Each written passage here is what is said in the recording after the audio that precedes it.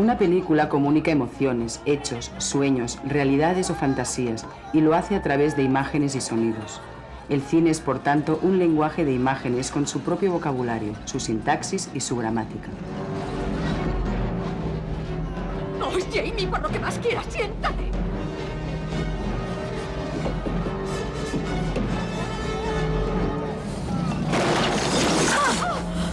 Jamie, baja del coche. ¡Deprisa! Hoy vamos a hablar precisamente de esto. Del idioma con que el director se comunica con el espectador. Vamos a hablar del lenguaje cinematográfico. La unidad básica de este lenguaje es el plano. Los primeros cineastas colocaban la cámara en un punto fijo, como si de un espectador de teatro se tratase, y filmaban, por tanto, la acción continuada, siempre desde el mismo ángulo y a la misma distancia. Pero pronto se dieron cuenta de que si acercaban la cámara podían mostrar mejor el gesto en el rostro de un actor o percibir un detalle.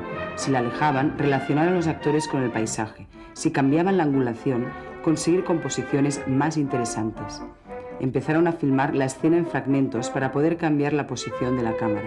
A cada uno de estos fragmentos le llamaron plano. Podríamos decir, pues, que un plano es aquella parte de la escena que retratamos a una distancia y desde un ángulo determinado, desde que damos motor hasta que paramos la cámara.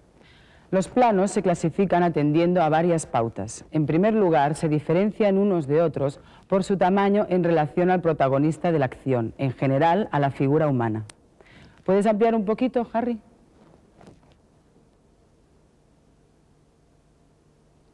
poquito más.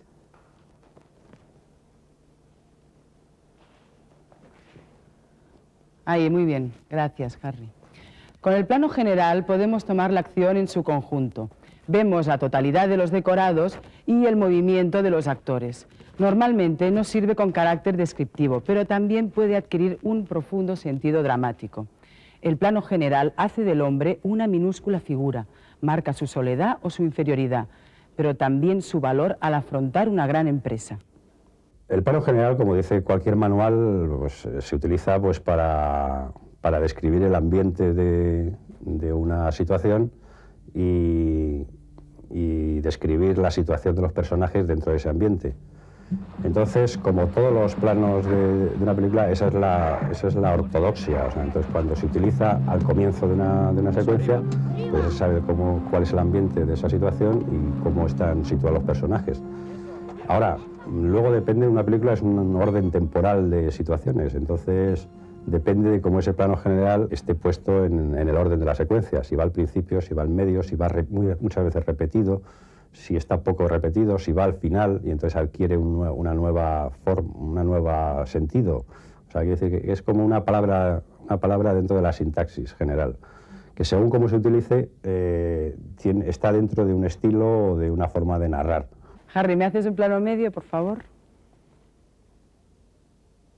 Gracias. El plano medio encuadra al actor desde la cintura hacia arriba. Este plano nos permite ver perfectamente la expresión del actor sin olvidar su situación, pues siempre veremos una parte importante de los decorados.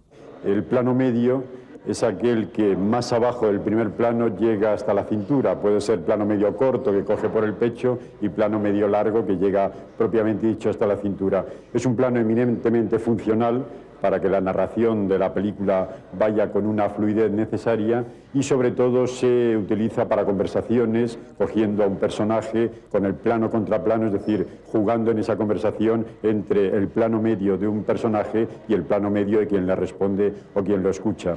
I admit I was a little surprised when I came in. And I don't blame you. Here the whole Gestapo has been working for a long time, day and night, trying to find out every little thing about everybody. And I arrived, and in a few hours I find the most attractive lady in town. Oh, you didn't know Madame before? Oh, well, no, not exactly. But the explanation is very simple. Siguiendo con la figura humana, se baja hasta el plano 3/4, que es el plano que coge 3/4 de una persona, de una figura. Sería el plano que llegara hasta las rodillas. Es un plano que también se conoce en el argot cinematográfico por el nombre de plano americano, porque el cine americano es el que lo ha utilizado de una manera fundamental. Hollywood lo popularizó. Hay muchas teorías sobre por qué. Unos dicen que porque como los actores y las actrices son a menudo muy bajitos, así no se les veían los pies y no se sabía exactamente su tamaño. También en las películas del oeste, porque así se podían ver las cartucheras con los revólveres de los distintos personajes. Pero de cualquier forma ha sido un plano que permite que haya, además del actor protagonista, otros personajes a quien se vea a su lado, e incluso también es funcional, como decíamos, del plano medio, porque coge el ambiente, coge parte de lo que hay detrás del actor o de los actores que están en ese plano. El primer plano encuadra al personaje desde el busto o simplemente su rostro. Es una de las aportaciones específicas más importantes en el cine, ya que no interpone ningún obstáculo entre el espectador y el espectáculo. Como decía Jean Epstein, no se conserva la vida, se penetra en ella. Tiene un alto contenido psicológico y dramático. Nos permite ver el interior de los personajes, los aísla del mundo exterior, o sea, del decorado, y podemos indagar en su universo personal, en sus pensamientos y en sus emociones. Yo soy una devota del primer plano, y soy una devota de dos cosas que generalmente no gustan demasiado en el cine, o parecen como antiguas, que son el primer plano y el encadenado. A mí me parece que un encadenado es un recurso narrativo que a veces dice muchas cosas, ¿no? Bueno, el primer plano pasa lo mismo. Lo que pasa es que el primer plano no se debe abusar. O sea, el primer plano es una cosa tan delicada. Lo que pasa es que hay una cosa muy interesante. El cine es aproximación, el cine es introspección. Hay cosas que una cara dice, si estás muy cerca las dice todas. Un guiño de un ojo, un tic, una arruga, una cosa, a veces tiene un valor increíble. Para conseguir un tamaño de plano determinado, podemos alejar más o menos la cámara o utilizar un objetivo más o menos largo. Los objetivos se distinguen entre sí por su distancia focal y tienen sus propias características. Un mismo tamaño de plano puede resultar diferente según lo hagamos con un angular o según lo hagamos con un teleobjetivo.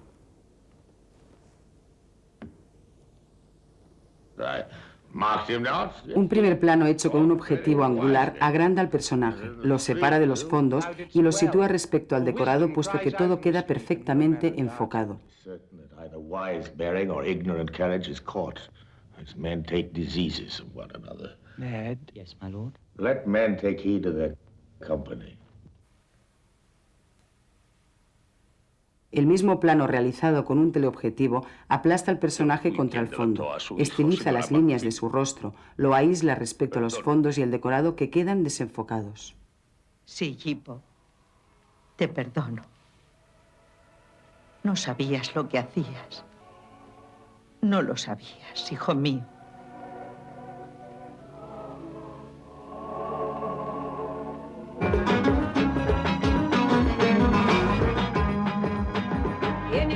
En los planos generales podemos observar de igual manera la diferencia de efecto. El angular nos da la sensación de que los personajes avanzan con rapidez, se nos vienen encima.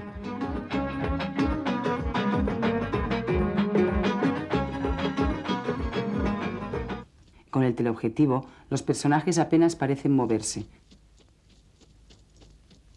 La utilización de uno u otro objetivo contribuirá, pues, a crear un efecto estético y expresivo distinto.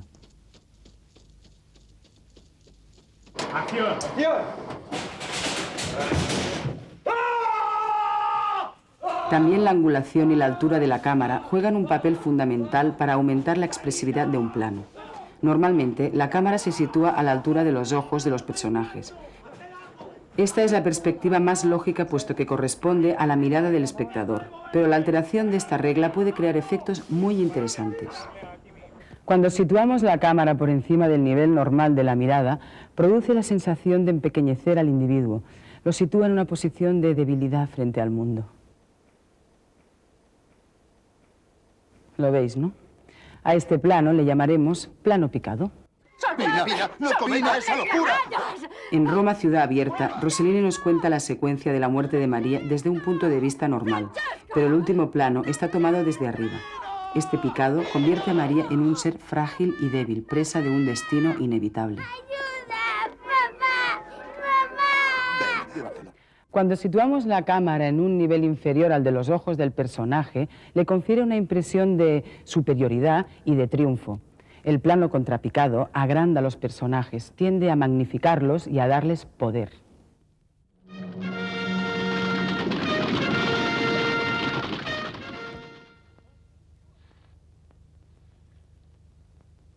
How ill white hairs become a fool and jester. En esta secuencia podemos observar cómo la utilización de planos picados y contrapicados expresa visualmente la relación de poder entre los personajes. Falstaff, el antiguo preceptor, es ahora un súbdito más del nuevo rey. Make less thy body hence, and more thy grace. Leave gormandizing. Know the grave doth cape for thee thrice wider than for other men. Apply not to me with a fool-born jest. Presume not that I am the thing I was.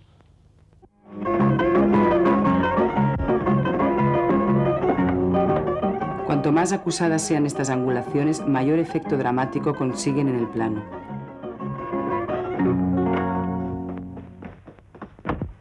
Otro efecto interesante surge cuando inclinamos la cámara a un lado o a otro con respecto al horizonte. Se produce entonces una sensación de inestabilidad, de desasosiego.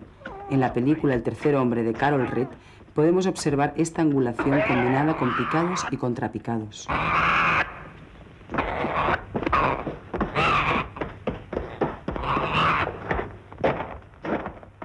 Hasta aquí hemos hablado de planos estáticos en los que la cámara permanece en un lugar fijo. Pero desde el principio los cineastas han aspirado a conseguir mayor movilidad para la cámara, de manera que pudieran seguir a los personajes en sus desplazamientos o describir la relación de los distintos elementos de una escena. Si el cine es el arte del movimiento, conseguir mayor libertad para la cámara aumentaba sus posibilidades. Uno de los pioneros del cine, David Ward Griffith, colocó la cámara en un globo aerostático para, con su movimiento, resaltar la grandeza del decorado que reproducía la ciudad de Babilonia.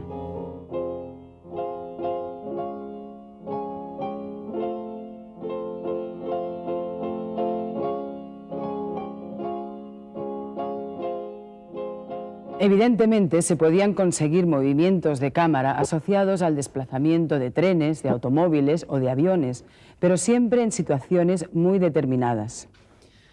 La mayor parte de los movimientos requerían desplazamientos más cortos o de mayor precisión. Con la ayuda de nuestro equipo, vamos a conocer algunos de los aparatos con los que se consiguen. Motor. Al girar la cámara sobre su eje en el trípode, hacia la derecha o hacia la izquierda o bien de arriba a abajo, conseguimos un movimiento descriptivo al que conocemos técnicamente por panorámica. Vamos a verlo.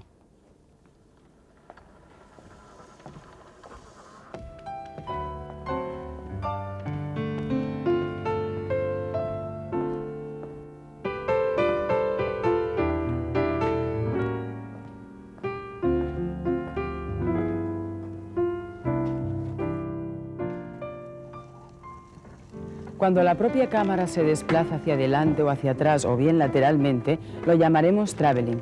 Para hacer que esos desplazamientos sean más suaves, se coloca la cámara encima de un carro que a su vez circula por unas vías rectas o curvas.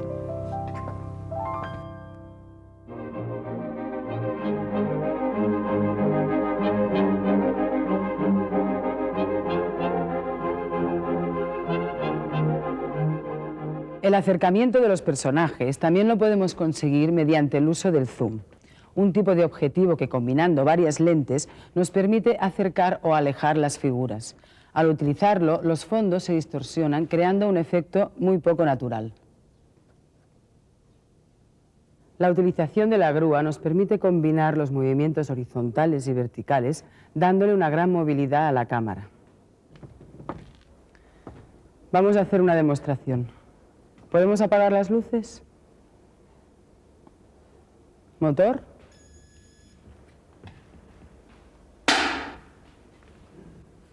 Acción.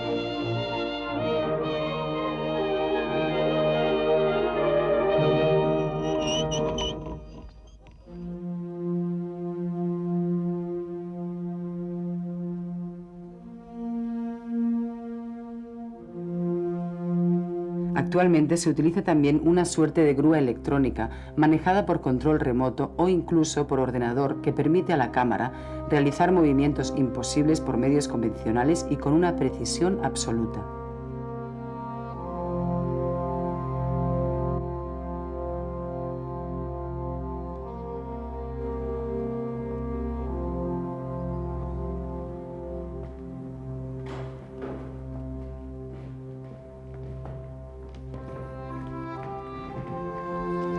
Gracias a la invención del Steadicam, la cámara puede moverse con total soltura y libertad, pudiendo seguir al personaje allá donde vaya, subir escaleras, bajarlas e incluso correr.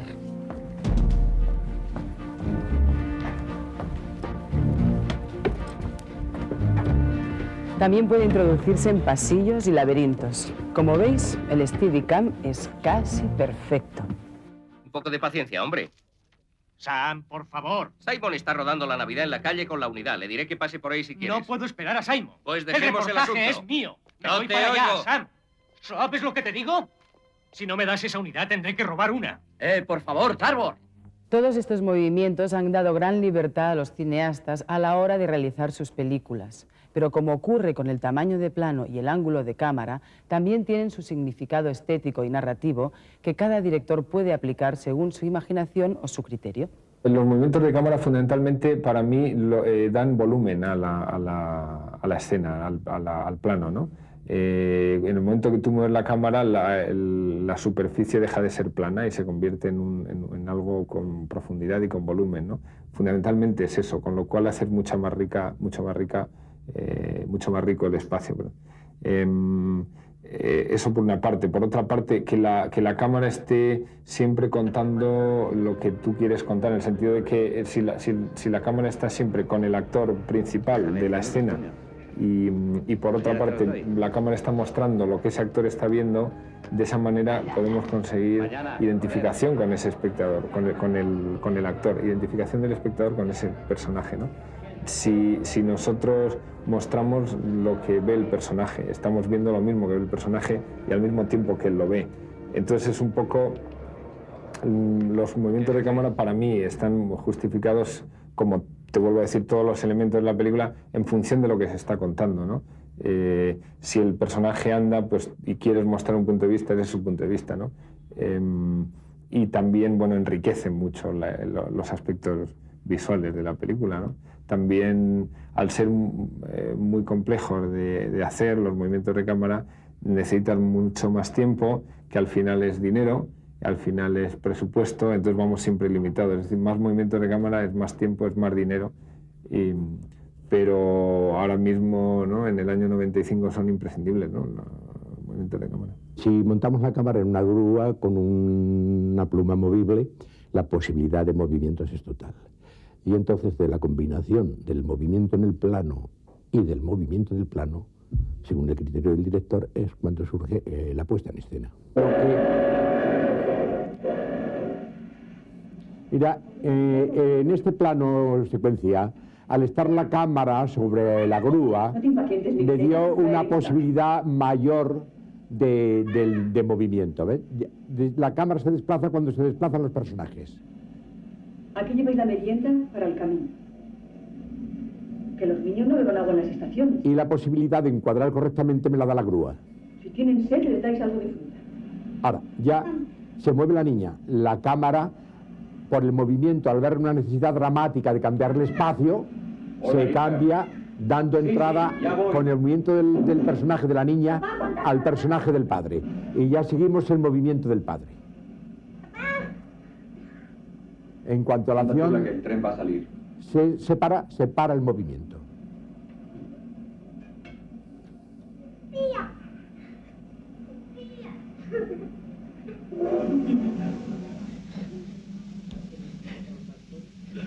Bueno, una dirección precisa, milimetrada del movimiento de los personajes. Es que si no, la grúa no los podría seguir.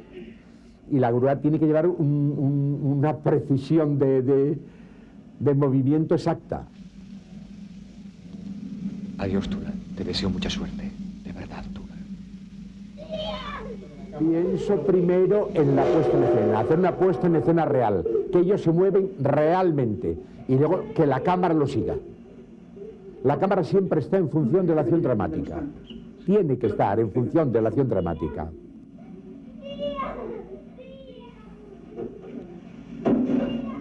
Ahora ya se producen dos movimientos, que es el que representa lo que ella pierde, que se le va, de lo que ha perdido, que se le va, que cada vez aumenta más, pero todavía seguimos con el ritmo de ella y en contraste con el ritmo del tren que se va desplazando, cada vez más, cada vez más, cada vez más, cada vez más. Ella se para, ahora adquiere el movimiento de atrás mayor intensidad dramática.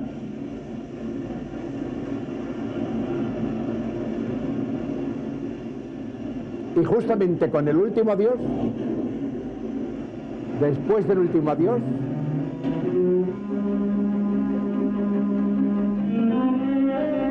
la soledad.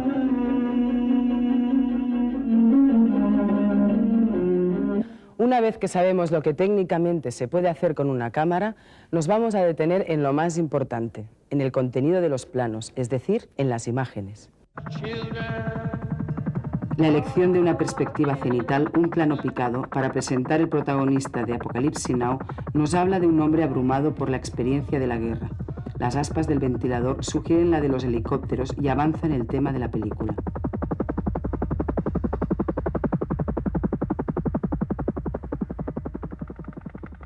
Para ver a todo el que llegaba. Martin Scorsese utiliza en este plano dos movimientos combinados y opuestos, un traveling hacia atrás y un zoom hacia adelante. El encuadre de los actores no cambia, pero la perspectiva del fondo se altera notablemente, reforzando la idea de que el mundo está cambiando alrededor de los protagonistas. Saber si iba a traicionarle para salvar el pellejo.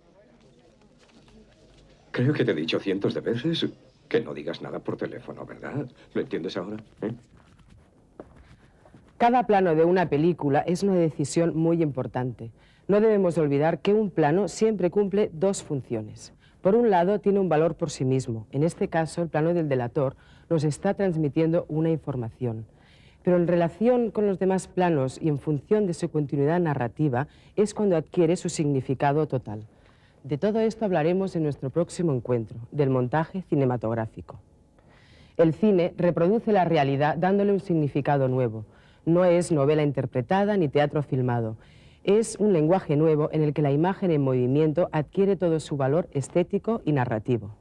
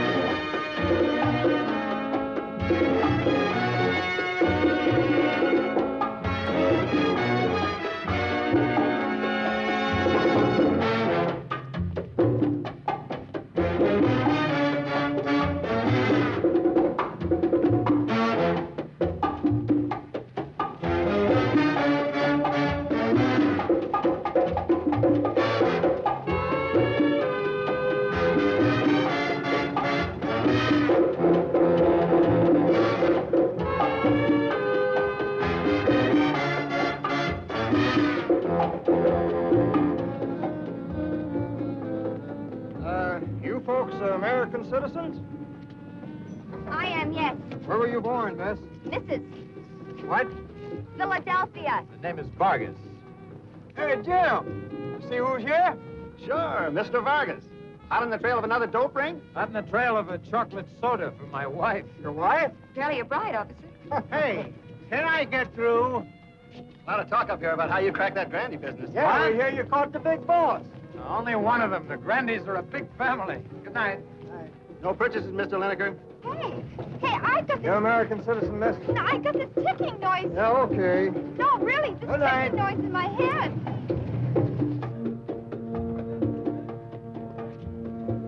Mike, do you realize this is the very first time we've been together in my country? Do you realize I haven't kissed you in over an hour?